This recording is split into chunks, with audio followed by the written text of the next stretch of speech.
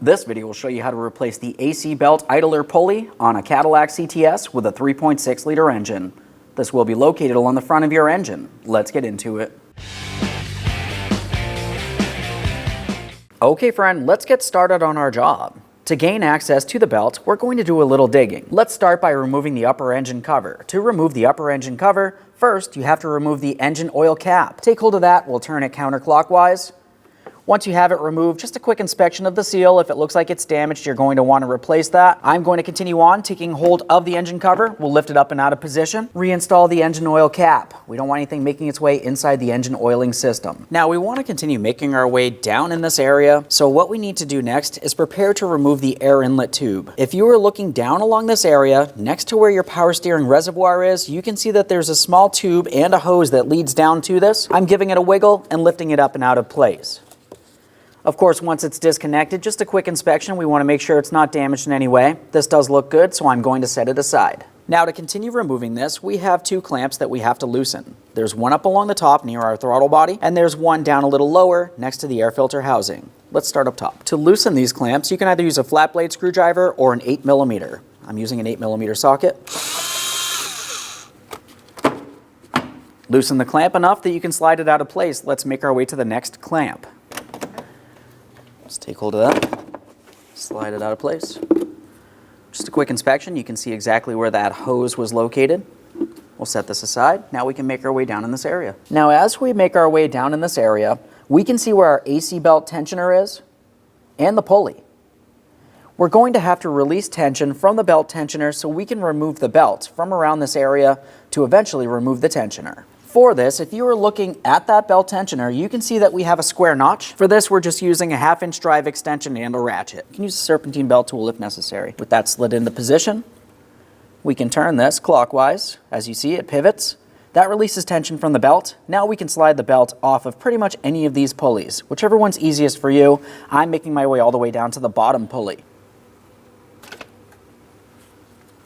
Let's remove our tool. Now that we have the belt out of place, as you look all the way down near the bottom, just underneath the serpentine belt tensioner, that's where our idler pulley is located. We're using a 15mm to remove the mounting bolt. Make our way down here with our 15mm.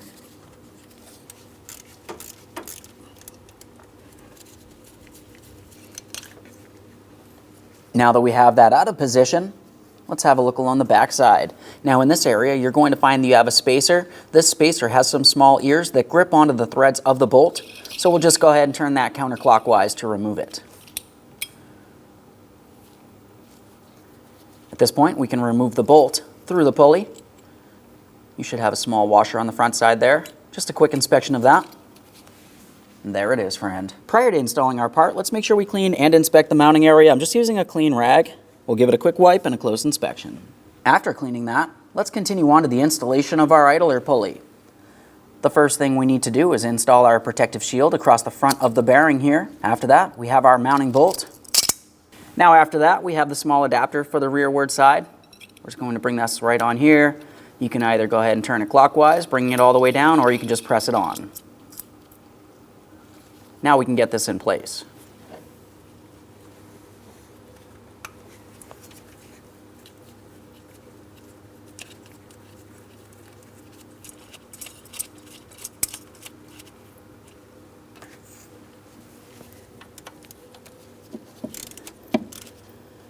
Once you have it bottomed out, torque it to 37 foot-pounds.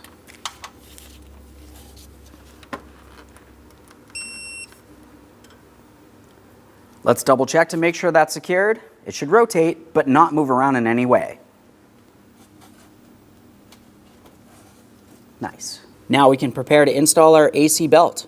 When we go to get this in position, of course it has to be in the proper orientation and routing, but when we do so, you're going to find that some of the pulleys are smooth pulleys, which would be the backing side of the belt. Other pulleys are going to have some grooves in them, and that's for the ribbed portion of the belt. As far as those ribbed portions, everything needs to be seated perfectly so you don't damage the belt. So we're just going to try to make sure that the belt is seated on the ribs that it needs to be on first, at least on some of these pulleys.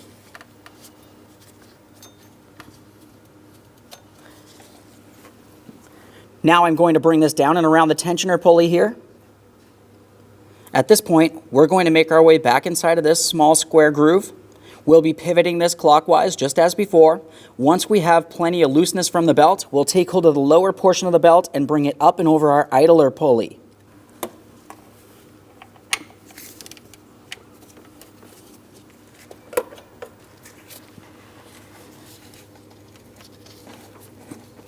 Start bringing the belt up on here.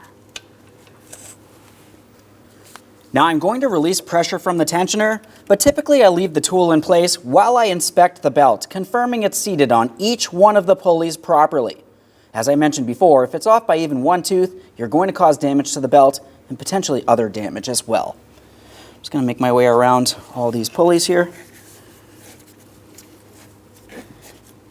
All the way up along the power steering pump.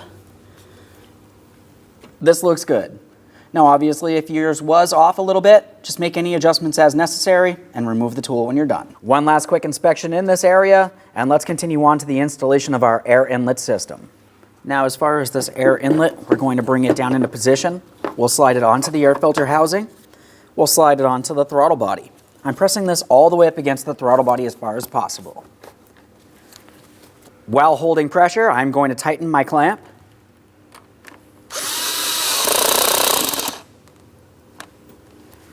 Double check, make sure that's secured in place.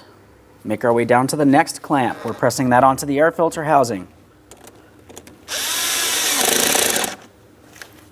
When tightening these clamps, you want to ensure that they do not strip or skip a tooth. If they do, you need to replace them. You don't want any dirty air making its way inside of the engine.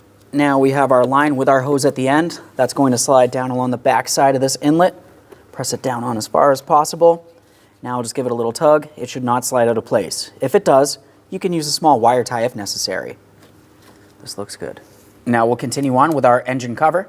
To install the engine cover, remove your engine oil cap. Counterclockwise for that. Now as we bring the cover into place, we're going to rest it along the top of the engine. You're going to find that there's a port on the cover. It needs to fit flush with this.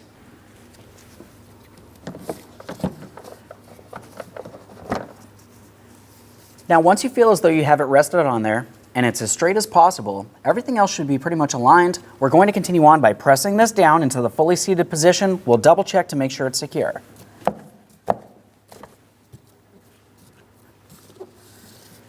Reinstall the engine oil cap. Make sure that's secure as well so no moisture or debris make its way inside your engine oiling system. Okay friend, we finished our installation. Now the next thing we have to do is make our way inside of the passenger compartment.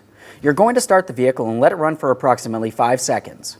After that, turn it right back off. You're going to make your way back out here and triple check the belt, confirming that it's seated on each one of the pulleys properly and in the proper routing. Aside from that, you can go ahead and close the hood and take your vehicle for a road test. Thanks for watching. When only the best will do, demand TRQ. The only company that lets you view before you do. TRQ is committed to offering the highest quality aftermarket auto parts that are engineered for peace of mind. Thanks for using and viewing with TRQ.